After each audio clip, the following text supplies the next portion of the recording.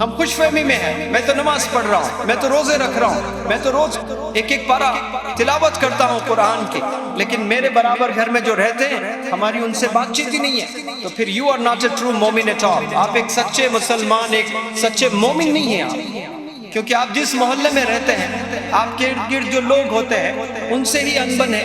علماء حضرات سے بچپن سے میں سنتے آ رہا ہوں 3 دن تک آپ کسی سے بات نہیں کرتے اور چوتھے دن میں چلے جاتے ہو، تو پھر وہ آپ جو نمازیں بھی پڑھ رہے ہیں وہ قابل قبول نہیں ہوں گی وہ عبادت. تو ہمیں دلوں کو پہلے صاف کرنا ہے. سب سے بڑی غلطی ہماری قوم اس دور میں کر رہی ہے، ایک تعلیم پر زور ہم نہیں دیتے ہیں، اور دوسری بڑی غلطی جو ہم کر رہے ہیں، ہم نے اسلام کو محدود کر دیا ہے 5 پلرز میں.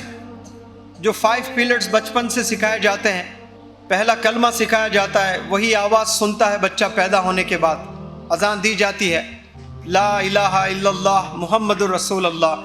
یہ کلمہ ہم پڑھتے ہیں، اس پر یقین ہم رکھتے ہیں، تبھی تو ایمان ہمارا باقی ہے.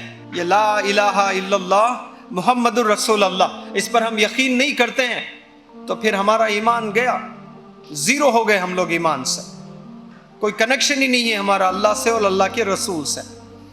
اور جو بچے 4 پلرز ہیں، نماز ہے، روزہ ہے، زکوٰۃ ہے، حج ہے، تو ہم نے اسلام کو یہ 5 چیزیں ہی سمجھے ہیں. ہم لوگ بہت سارے گھروں میں آپ جائیے، الحمدللہ وہ لوگ نماز بھی پڑھتے ہیں، روزہ بھی رکھتے ہیں رمضان میں، اور پیسوں سے اللہ نے نوازا ہے تو زکوٰۃ بھی دیتے ہیں، اور پیسوں سے اللہ نے نوازا ہے تو حج عمرہ بھی کرتے ہیں.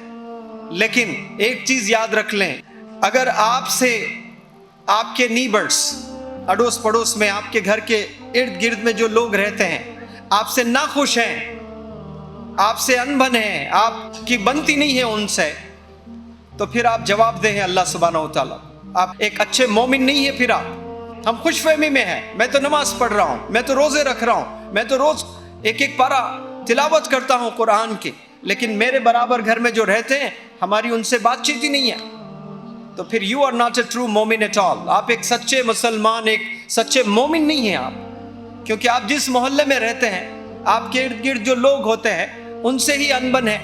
اور آپ جتنے بھی نمازیں پڑھیں، علماء حضرات سے بچپن سے میں سنتے آ رہا ہوں 3 دن تک آپ کسی سے بات نہیں کرتے اور چوتھے دن میں چلے جاتے ہو، تو پھر وہ آپ جو نمازیں بھی پڑھ رہے ہیں وہ قابل قبول نہیں ہوں گی وہ عبادت. تو ہمیں دلوں کو پہلے صاف کرنا ہے.